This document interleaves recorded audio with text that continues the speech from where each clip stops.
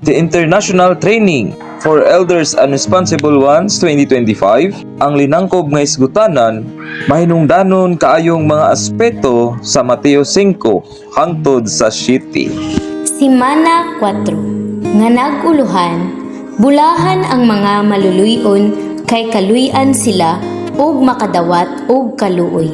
Kini mao ang pagpadayag. Kini nga talamdan dunay 5 ka mga Roman numerals nga gibahin sa tulo ka pagkabahin. Ang Roman numeral 1 mao ang una nga pagbahin nga naghisgot sa pinadayag, ug ang Roman numeral 2 ngadto sa Roman numeral 4 mao ang ikaduha nga pagbahin nga naghisgot sa kasinatian, ug ang Roman numeral 5 mao ang ikatulo nga pagbahin nga naghisgot sa aplikasyon. Karon mo adto ta sa una nga pagbahin nga mao ang pinadayag. Sa Roman numeral 1, ang kaluoy maoy kinalayag maabtan sa mga kaayo sa Dios. Kini nga Roman numeral naghisgot, kaluy-an ko ang akong kaluy-an. Busa wala kini mag-agad sa nagbuot o sa nagdagan kundili sa Dios nga naluoy. Roma 9:15a. Kay niingon siya ni Moises, kaluy-an ko ang akong kaluy-an, ug may puangod ko sa hatagan ko sa puangod. Roma 9:16. Busa wala di ay kini magagad sa nagbuot o sa nagdagan, kundili sa Dios nga naluoy. Kini nga Roman numeral dunay unong ka mga subpoints nga gibahin usab sa duha ka pagkabahin. Ang point A ngadto sa point D mao ang una nga pagbahin nga naghisgot sa ang kaluoy mas layog maabtan kaysa grasya ug gugma, ug ang ikaduha nga pagbahin gikan sa point E ngadto sa point F muduol ta aron makadawat sa grasya. Point A, ang kaluoy maoy kinalayag maabtan sa mga kaayo sa Dios, mas layog maabtan kaysa grasya o gugma. Point B, ang una-una nato mao nga mabatunan sa nagbuot ang buot niyang mabatunan ug mabatunan sa nagdagan ang gigukod niya. Point C, kung buotang moalagad sa Dios sa pamatigayon niya sa bagong tugon, kinahanglan masayod ta nga iya ragyud kini sa nagbuot nga kaluoy sa Dios. Point D, gipadayag sa Roma 9 ang prinsipyo nga nagagad ang tanan sa kaluoy sa Dios. Point E, busa manuol ta uban sa kaisog sa trono sa grasya aron makadawat tag kaluoy ug makakaplag og grasya nga tabang sa panahon sa panginahanglan. Point F, sa pagbuot sa Dios Amahan gikaluy-an ta niya, busa daygon ug simbahon gyud nato siya tungod sa nagbuot nga kaluoy niya. Human nato makita ang una nga pagbahin nga mao ang pinadayag, karon mo adto ta sa ikaduha nga pagbahin nga mao ang kasinatian. Roman numeral 2, bulahan ang mga maluluyon. Kini nga Roman numeral naghisgot, bulahan ang mga maluluyon kay kaluy-an sila. Mateo 5:7. Bulahan ang mga maluluyon kay kaluy-an sila. Kini nga Roman numeral dunay 5 ka mga subpoints nga gibahin usab sa duha ka pagkabahin. Ang point A ngadto sa point B mao ang una nga pagbahin nga naghisgot, bulahan ang mga maluluyon.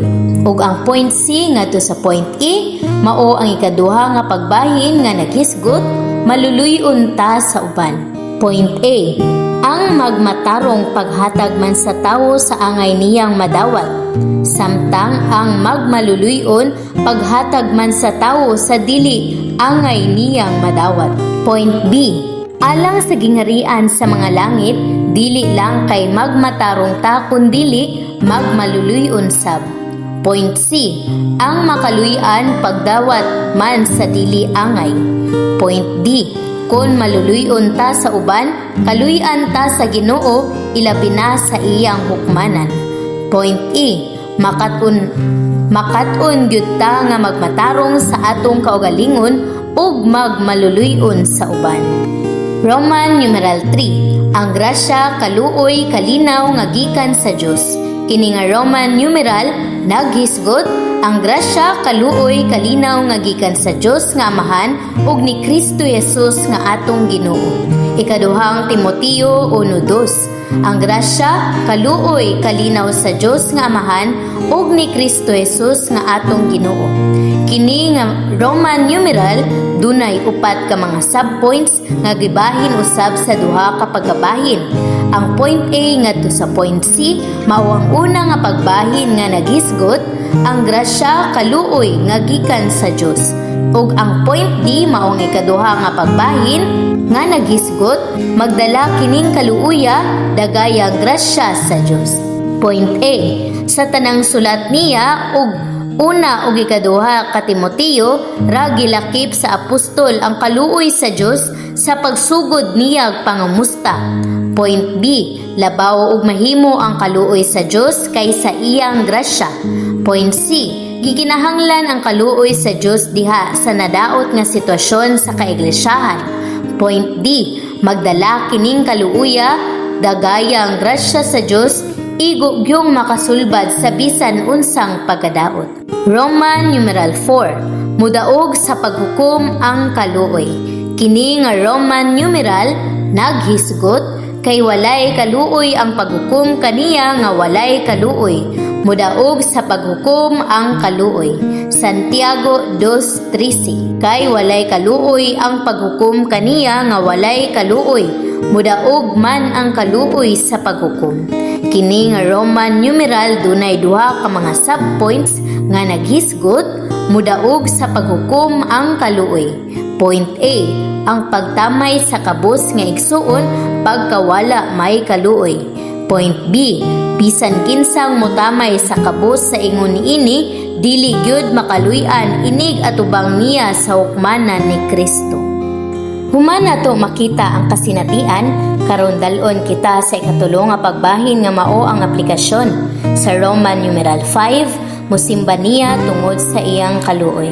Kini nga Roman numeral naghisgot muyukbog gyud ta sa atubangan sa Ginoo ug mosimba niya tungod sa iyang kaluoy. Efeso 2:4 apan ang Dios nga madagayaon sa kaluoy tungod sa iyang dakong gugma nga gihigugma niya kanato. Kini nga Roman numeral dunay 5 ka mga subpoints nga gibahin sa duha ka pagkabahin. Ang point A ngadto sa point B mao ang una nga pagbahin nga naghisgot musimba niya tungod sa iyang kaluoy. Ug ang point C ngadto sa point F mao ang ikaduha nga pagbahin nga naghisgot kay bulungang nagbuhat ang kaluoy sa Dios. Point A, labitang musimba sa Ginoo tungod sa iyang kaluoy, labitang ipausbaw. Point B, unsa gyud ang kaluoy nga gipili, gitudlong daan, gitawag ug gibutang ta sa Dios sa iyang pahiuli. Point C, sa umalabot dili ta mosalig sa atong kaugalingon, mosalig hinuon ta niya ug sa kahibulungang kaluoy niya. Point D, ang pagpadayon nato uban sa Ginoo dili man sa pagbuot o pagdaga nato kundili sa kaluoy sa Ginoo.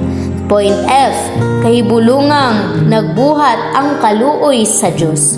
Simana 4 nga naguluhan, bulahan ang mga maluluyon kay kaluy-an sila ug makadawat ug kaluoy. Kini nga talamdan dunay 5 ka mga Roman numerals nga gibahin sa tulo ka pagkabahin. Ang Roman numeral 1 mao ang una nga pagbahin nga naghisgot sa pinadayag.